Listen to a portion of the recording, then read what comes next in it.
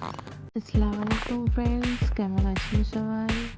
Moms Mexican কিচেনে আপনাদের সবাইকে স্বাগত জানাই। তো আজকে খুব চটজলদি 5-7 মিনিটের মধ্যে কীভাবে ডাল রান্না করতে হয় সেটা আপনারা দেখে নিন। আমাদের আজকাল লাইফ ব্যস্ততার জীবনে যারা প্রচুর ব্যস্ত থাকে তারা এই রেসিপিটা একবার ট্রাই করতে পারেন। প্রথমে ডালটাকে ভালো করে ধুয়ে নেব, দিয়ে প্রেসার কুকারে দিয়ে ওতে একটু টমেটো কুচি, হাফ টেবিল চামচ হলুদ গুঁড়ো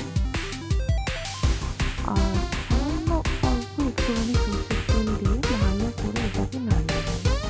নাড়িয়ে এতে পরিমাণ মতো জল দিয়ে প্রেসার কুকারে ঢাকনাটা রেখে জাস্ট মিশিয়ে দিতে হবে।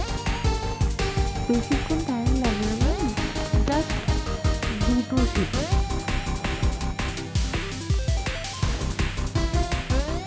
যারা কাজের মধ্যে থাকেন বা কিছু কিছু যারা হোস্টেলে থাকে তারা এই ডাল রান্নাটা এটা ট্রাই করে দেখবে। খুব সহজে, খুব কম টাইমে, খুব তাড়াতাড়ি এটা হয়ে যায় আর খেতেও প্রচুর সুস্বাদু হয়।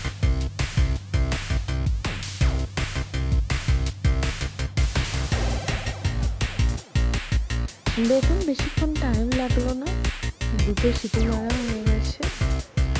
ডালটা আমার না পুরো সেদ্ধই হয়ে গেছে। 2টো সিটি মারার পর দেখুন প্রেসার ঢাকনাটা আমি খুলে নিচ্ছি। আপনি একবার ডালটা ভেতরে দেখুন পুরো সেদ্ধ হয়ে গেছে। তো এটাকে ভালো করে তাড়াতাড়ি নিয়ে ভালো করে ম্যাশ করে নিতে হবে।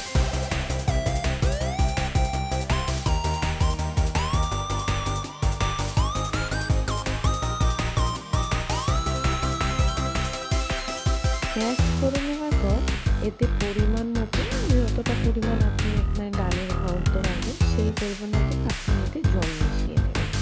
জল মিশিয়ে নিয়ে ভালো করে এটাকে ঘাটিয়ে রেখে দেবেন। দেখুন ভালোভাবে ঘাটানো হয়ে গেছে। এটাকে সাইডে রেখে আমি গ্যাসে অন্য একটা পাত্র গরম করব। গরম করার পর তাতে সামান্য পরিমাণ সর্ষের তেল দেবো, কারণ ফোড়নের জন্য না সর্ষের তেলের যে গন্ধ ঝাঁঝ এটা খুব ভালো লাগে।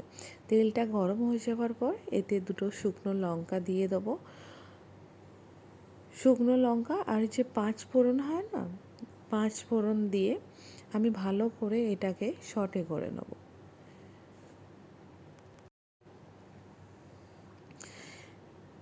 দেখুন আমার লঙ্কাটা হালকা লাল হয়ে আসছে, 5 ফোড়নগুলো হালকা লাল হয়ে আসছে। এই সময় কী করব, আমি যে ডালটা রান্না করে রেখেছিলাম সেটা এতে ছক দিয়ে দেব। দিয়ে ভালো করে এটা নাড়িয়ে চাড়িয়ে নেব। নাড়ানো হয়ে গেলে এতে আপনারা কি করবেন, আপনাদের টেস্ট অনুযায়ী পরিমাণ মতো লবণ দিয়ে দেবেন।